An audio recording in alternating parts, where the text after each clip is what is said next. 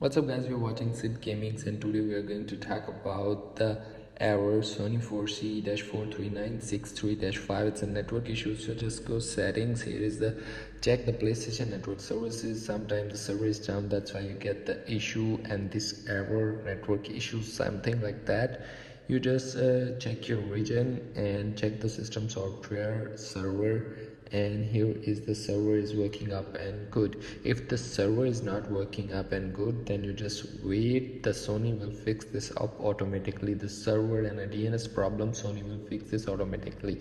So, and if you have a problem with your local network, you just restore or reset your system router and reset your PlayStation network Wi-Fi. If you are using a LAN cable, then you reset the LAN cable connection and make a new connection. It will be fixed. That's how you can fix this up.